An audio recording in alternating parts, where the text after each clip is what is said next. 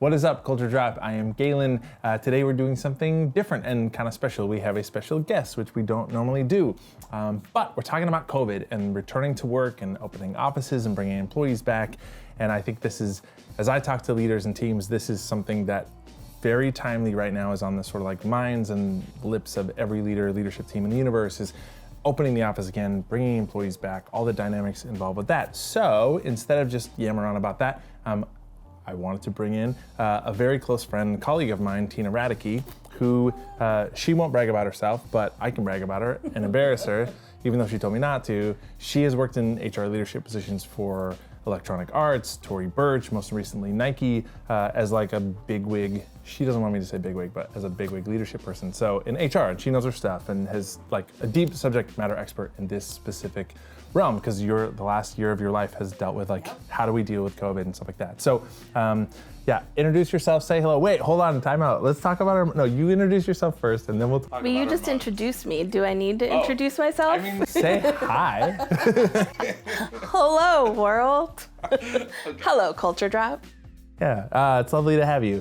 Yeah, it's lovely to be here. So let's talk about our mugs. So little trivia fact, all of my mugs have Krakens on them for the most part. This one I love, it's like a Native American style Kraken. I love it. Mine's a little bit more detailed. I love the color blue that this one is. I'm also super particular about a handle and the lip of a mug, and both of the ones on this mug are particularly pleasing. Good. So, I'm a big fan. I just had the thought of calling this segment What's Kraken? I mean, we could. I don't think we should. I don't think we should either. Good, so let's dive into it. Let's talk about COVID, return to work, etc. Yes. Where do we want to start? I mean, I think a good place to start is to just talk about how should leaders be showing up right now, right? I think this is something that I have worked a lot with leaders over the course of the pandemic, is just what should your leadership presence be like? What should you be communicating to employees? How should you be meeting employees where they are? We as a society have experienced essentially what is a collective trauma over the course of the past year, but each individual story is different, and each individual circumstance has different complexities. So you've got employees who have had to be both an employee and a teacher and a PE coach and, a caretaker of their children over the last year. You've had, single employees who've been isolated and may have not had human contact in the last year. Yep. That's me. Oh, yeah. Yeah, me too. You have people who may have lost people during the course of the pandemic. And so they're grieving the loss of family members or friends or relatives. Coworkers. Or coworkers, yeah, absolutely. So everybody is coming from a different place. And as you think about coming back to work, you have to acknowledge that this is a giant exercise in change management. And if you're not meeting your people where they are, and we can talk about some best practices for how to do that, you're really ignoring everything that everybody's been through. Like the worst thing you can do right now is to just pretend like everything is business as usual and that we haven't experienced everything we've experienced over the last year. Right, or that there's some magical date where like everything's normal right now. 100%. When we were talking before, you talked about something just in terms of like leadership, like how to show up, just talking about like, right, in terms of flexibility. So can you talk a little bit about that in terms of how leaders are showing up for their people, communicating with their people, but also like making decisions around these kinds of things? Because I think that's key, and I think a lot of leaders right now are sort of like, yeah, I just think it would be helpful to be like, how do we make decisions? How do we communicate those decisions? What are the what are the best ways to do that? Because there's just so many dynamics at play. Do you want to talk a little bit about? Yeah, absolutely. So I think the two things that I coach leaders on as kind of pinnacles of everything they're doing right now. The first is flexibility, and the second is transparency. So when it comes to flexibility, as I mentioned, like being rigid and being overly concerned about having people back all in the office on a specific date, or kind of ignoring the fact that people are gonna have not only different circumstances they're dealing with, but different levels of comfort with returning to work. One thing we also talked about was, people's social skills are probably a little rusty right now, right? So anything you can do when you're either thinking about communicating to employees or designing post-COVID policies, like a level of flexibility is going to serve you well. The second piece of that is transparency.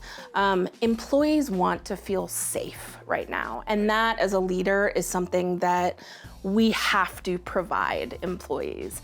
And so the more transparent you can be, both in how you're communicating to employees about the return to work process, in how you came to make decisions around certain policies that you're putting into place, whether that has to do with remote working arrangements, whether that has to do with the phasing of returning to work, helping employees understand the factors that went into making those decisions, and really kind of pulling back the curtain and showing them the behind the scenes of that work is gonna go a long way in that trust relationship between employee and employer to make sure that they feel comfortable and they feel like their voice and their circumstance was represented as you went through that. Now, obviously, you're not gonna be able to cater to every single experience. That's probably not realistic, but helping employees understand the thought that went into those decisions oftentimes goes a long way in making them feel safe and feel confident about returning to the office.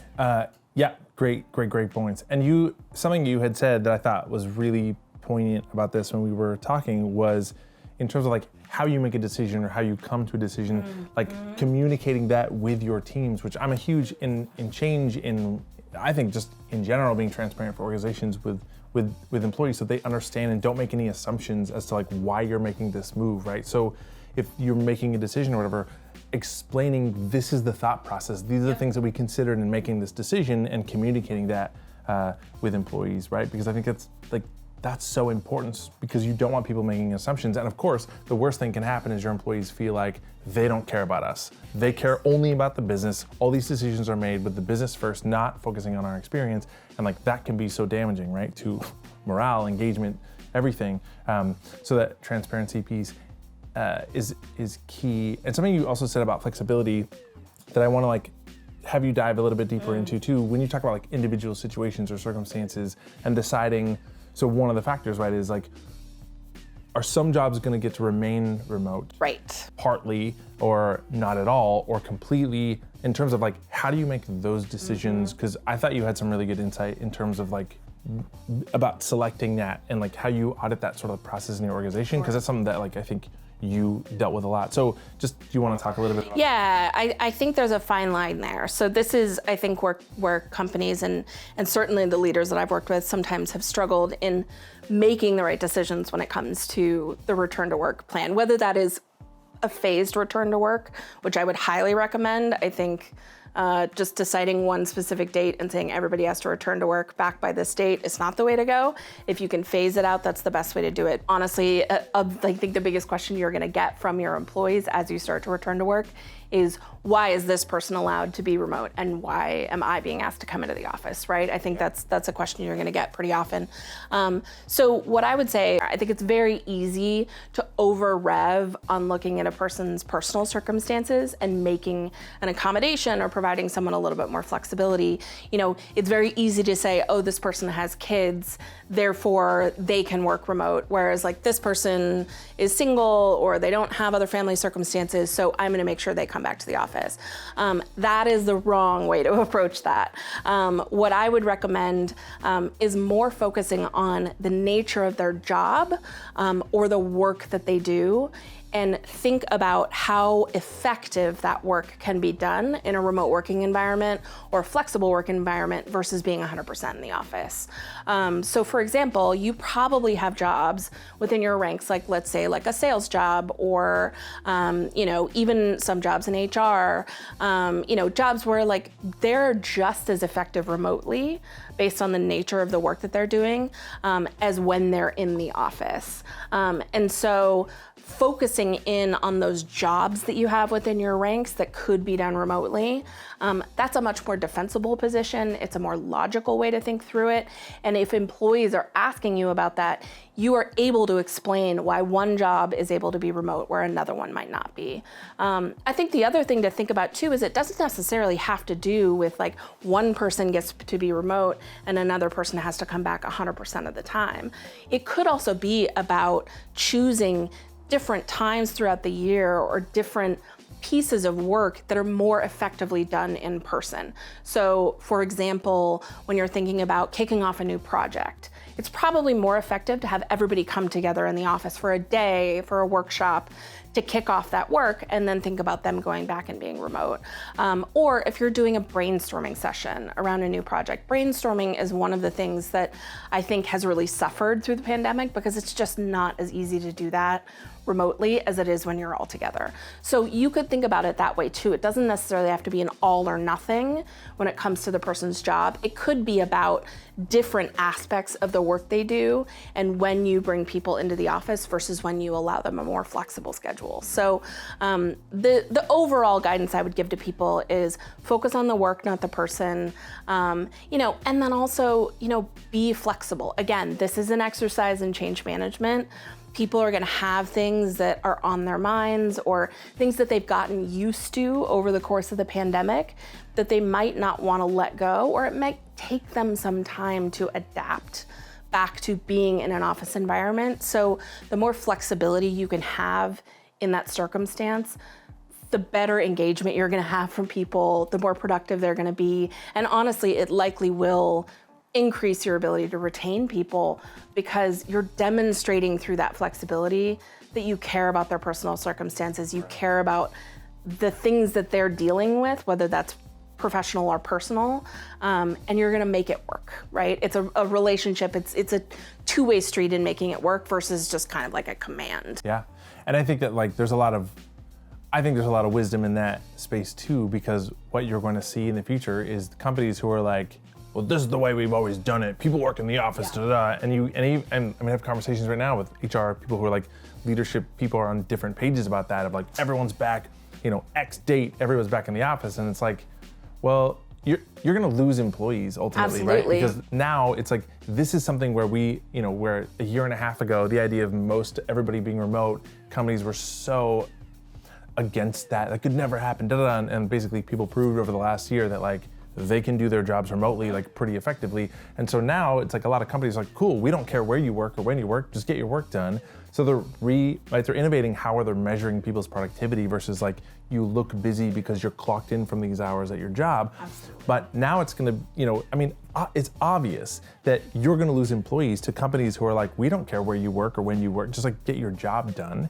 But yeah, of course it's flexible, hybrid, come in when you want, or they're going to create flexible schedules, and that's an employee benefit. So it all comes back to are you elevating employee experience? Are you prioritizing the experience of your people to prove that you care about them as human beings, right?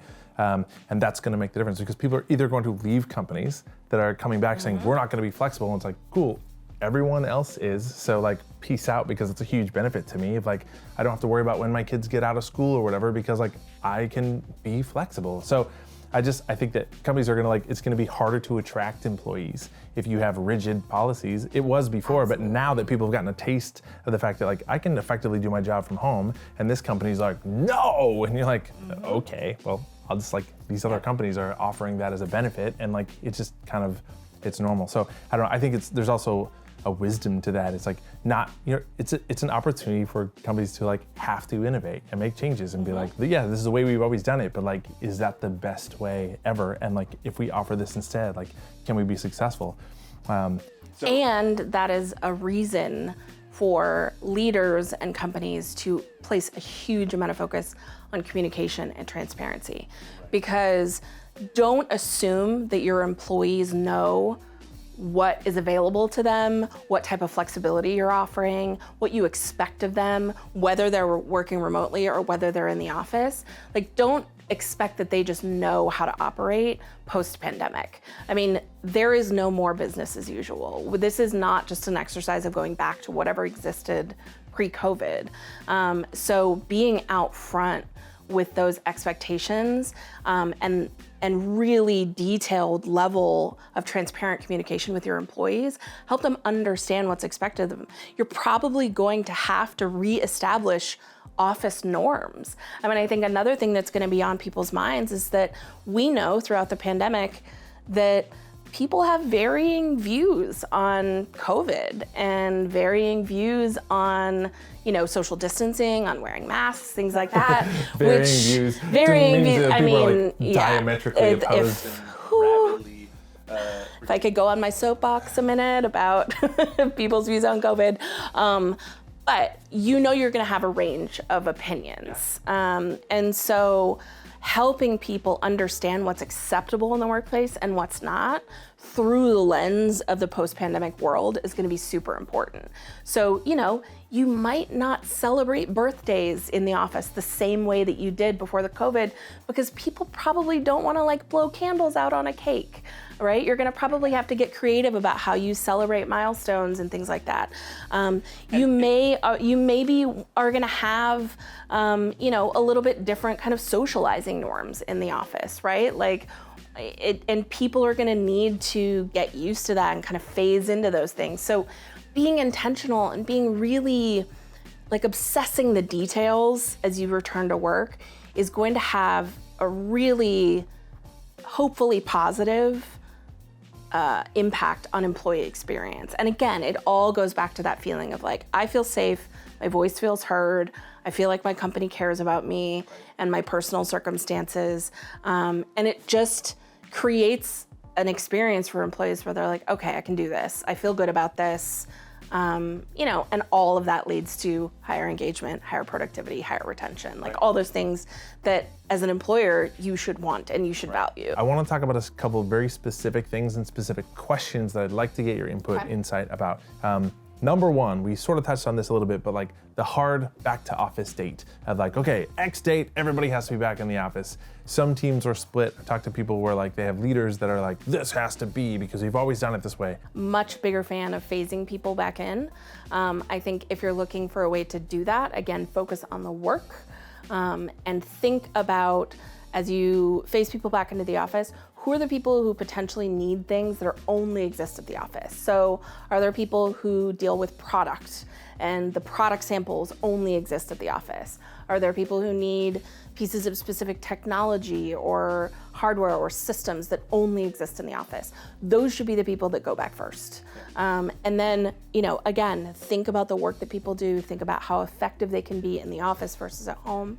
And then phase accordingly. And also, in addition to phasing accordingly, be flexible with your timeline. It is okay if you say we're gonna start phasing as of X date, and then things change, COVID rates increase, something, happens in the world, it's okay to change your timeline. Right. And in fact, companies that change their timeline, again, that's another signal to your employees that you're paying attention, you're considering the right circumstances, and you're making the best decisions for them and for your business operations. And along the way, communicate those changes, be transparent, everything like you already said. Okay, cool. Second one, I think this is a really good question, and I want you to field this one. What do you do for, because certainly some, inside companies, right? Some employees are we're not moving fast enough, all of this is garbage.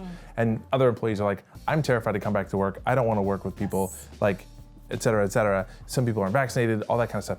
How do you deal with an employee who's I'm afraid to come back to work? So how do you deal with that? Right? You can't just be well, you're fired. I mean, what is the process for that? How do you accommodate that? You know more than you talk. It's a really good question and one that I've dealt with a lot throughout the pandemic. I think there's a couple of key things to remember. One is, again, I go back to the point around flexibility. As much as you can, be flexible with people, especially when it comes to hesitancy around returning to work.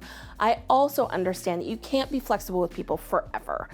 So it's really important to have a process that is clearly articulated and communicated to employees in place for them to express concerns about returning to the office. Here's what that might look like.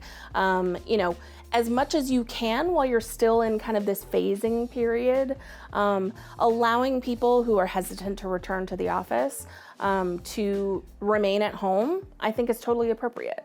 During that period. Once you get to the point where it's really kind of like everybody's back in the office and people, it's starting to impact productivity, it's starting to cause problems with the team in terms of like they may be the only person who's remote and the rest of the team is in the office.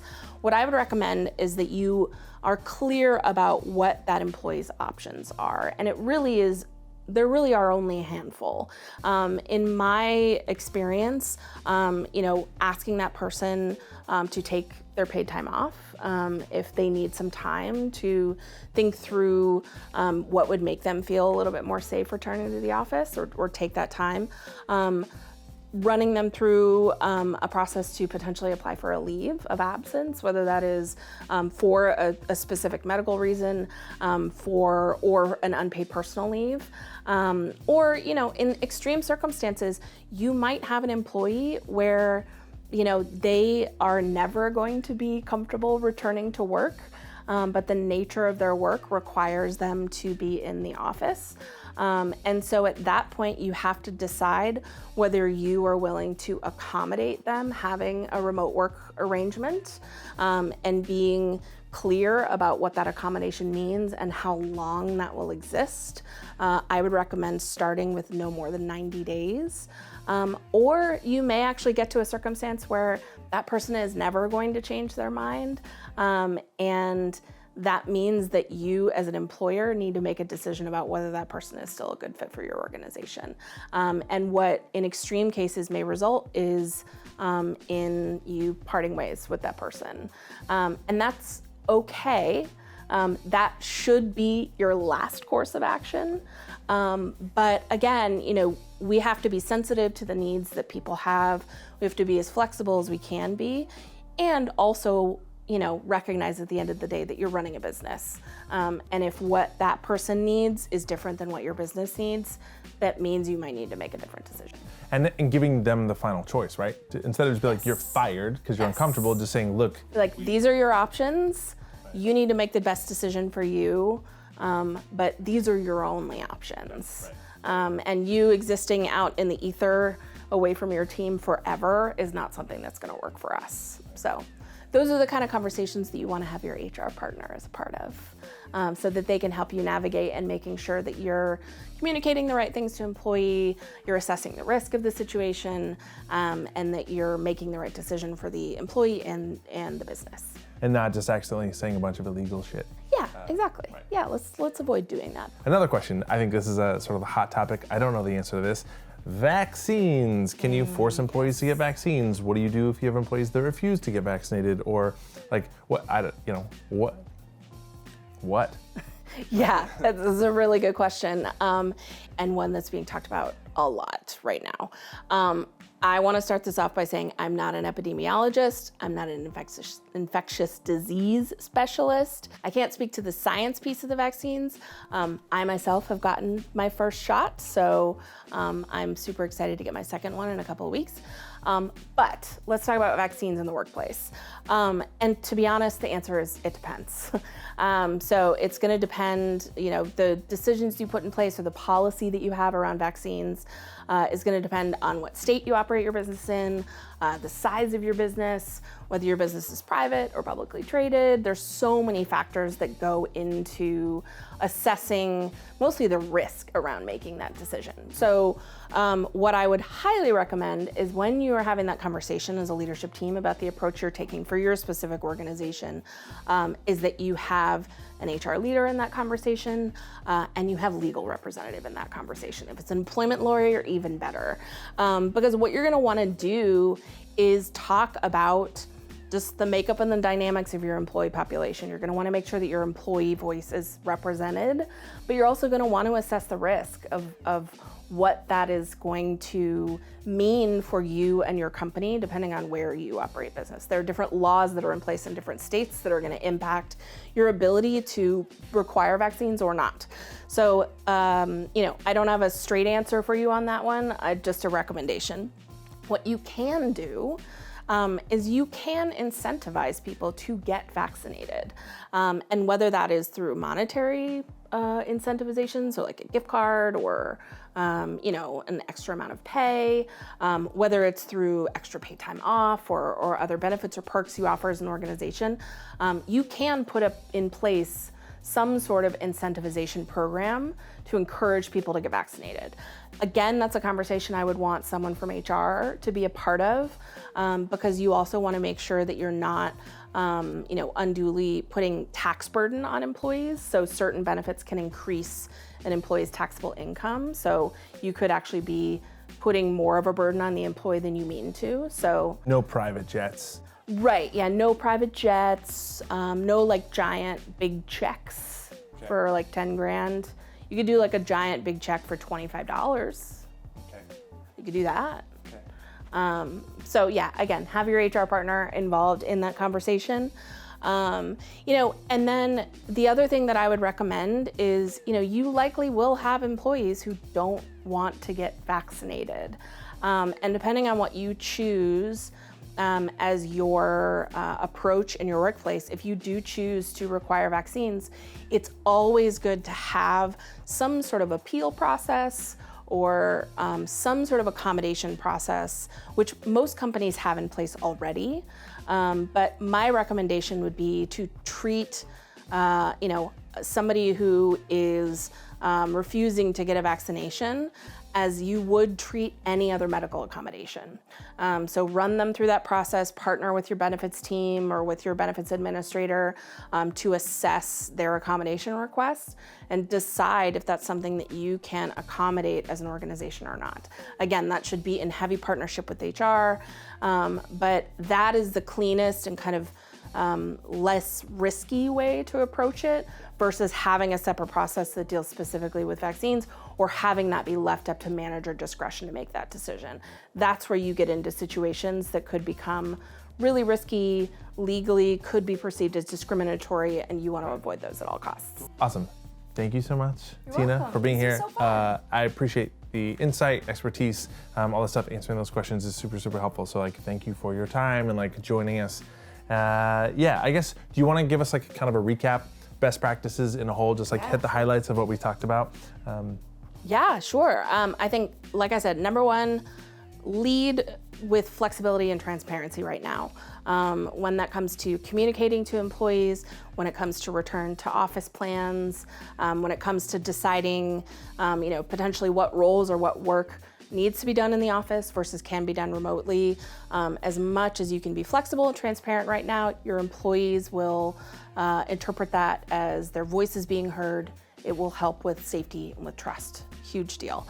Okay, great. Last question, last point is, where can leaders, where can organizations, especially smaller organizations, maybe go to find information, current, relevant stuff, base decisions based on, thoughts, advice in that regard? That's such a good question. My recommendation, number one, is CDC. The CDC website actually has a tremendous amount of information and covers things like return to work, policies, vaccines, all of that kind of stuff. I think this is a moment in time when considering your sources for information is so critically important. There are going to be people who come at you and say, I heard on Facebook that blah, blah, blah, blah, blah. So anything you do as far as establishing policies in your workplace, as far as communication around the science around COVID, around vaccines, I would lead with the CDC as your primary source. Right. The other thing I would recommend too, and teams don't necessarily think about this too, one of the things that I leaned hard on was my legal partner. As we were deciding policy decisions, we were deciding how to communicate things, your legal partner oftentimes has a network of lawyers that they can consult about how to phrase different things, the risk associated with different policies, and you can get really good sound information from their counsel. I was attached at the hip to my legal partner throughout the pandemic as we made and navigated a lot of really dicey decisions. So I would say lean into that space in addition to the CDC and to your HR partner. Thank you, Tina. Thank you so much for being here and taking time and answering questions and adding your insight. And I hope a lot of those pieces in conversation are useful to like our people, and I know it's just such an important conversation right now. So do you want to hit us with some like high points recap in terms of like best practices, just like sum everything up in terms of like what are the points that we hit on? Yeah, I'm happy to recap things. I think for me, there are kind of 4 key things to remember. Number 1 is lead with flexibility and transparency. Whether that's communicating with employees, whether it's designing policies, those should be the filters that you're running everything through right now as a leader. Number 2 is that as you're designing policies for a post-COVID office environment, that those policies are thoughtful, they are defensible, and they're consistent, and that they're primarily focused on the work or the job, not on a personal circumstance. Number 3, as you start to get into more sensitive topics like vaccines, whether you're going to require them or not, or certain accommodations for people, those are conversations that you want to have HR and either your legal partner or a lawyer who's familiar with your business as a part of those conversations to consult. And the final point, which is more of an overarching reminder, and we've touched on this kind of periodically throughout this conversation, is this moment in time and this experience that we've gone through collectively in the last year is probably the closest we've ever come to having the work environment intersect with people's personal views, people's political views, people's views, whether they're based in religion, their views around medicine. There's so much kind of crashing into each other in this moment. And so as a leader and as an organization, like you have to create space for that. It doesn't mean that you have to accept and accommodate every opinion, but you have to recognize that people are just coming from different places in their experience in the pandemic. And whether that is rooted in something they've always believed or whether it's rooted in the experience they've had in the past year, people are just going to come at this from a different place. And so, this is essentially a giant exercise in change management. And so allowing for that and leaning into the principles of change management as people come back to work is going to serve you well. The worst thing you can do in this moment is just pretend like none of this ever happened and just force people back into business as usual. Business is not usual. That doesn't exist anymore. And so leaders are going to have to lean into the soft skills that allow them to recognize personal differences. They're going to have to create space for people to feel different things. And they're also going to have to be really clear with their employee base about what is okay at work and what is not okay at work. And if something is not okay at work, what are the ramifications or the consequences of that, right? So that's, again, I bring you back to the point around like flexibility and transparency in everything that you do, because this is going to take some time for people to adjust to being back in the office and to being productive in that type of environment when they're so used to such a completely different way of working. Right. Whereas much as like immediately everybody's working from home now with such a huge shift and like disruption of like how we work, bringing people back to the office is also another huge shift and disruption. Like now I'm used to like sitting on my couch and I can take a nap for 30 minutes every day during my break, and it's such a shift again. So like having some grace. And I think important with what you said is like, because people on a personal, individual, religious, whatever level, political, are like clashing, it's like also an important reminder to be like, this is a time to extend some grace. Like, how do you treat people you disagree with? And I think if that's like so important to culture and like laying those ground rules, and with what you said, it's like, what's acceptable, what's not? It's like, how do we treat other people that we disagree with and have conflict with, right? And like being very intentional about those behaviors and how we show up. This is an exercise in learning new things all over again. Totally. So take it a day at a time, extend people grace, be transparent, like do this together, bring people into the loop to do this together, and that will serve you well. You're gonna make mistakes, things are gonna go sideways, but you're in it together and you're gonna find a way through. And that is the most important thing that you can do as a leader, as an employee, as an organization right now, is just bring everybody in together and take it a day at a time. Okay, perfect. So just to wrap up, thank you again, Tina, for being here. Also, Tina, like you are one of my like go-to HR people in the universe. You're like personal board of directors, professional board of directors. Like you are one of my go-to people. So, you know, very, very knowledgeable in like a million different areas. But if people are interested in connecting with you to like, right, to hire you to consult with them in terms of like creating their back to work policy or just like anything HR, literally, Tina's brilliant. How can they reach out to you? I would love to connect with people. So LinkedIn is the best way to reach out to me. We can add my LinkedIn profile into the video. Sure. But yeah, all things COVID, anything that we've talked about today, I'm happy to consult on, whether it's helping you with your return to work plan or navigating some of the more dicey COVID topics that we covered. I'm also a leadership coach.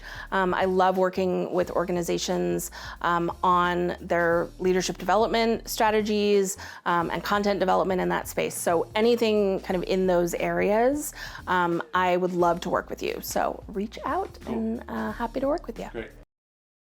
Okay, you ready? Welcome to Studio. So. Welcome to Studio Culture Drop.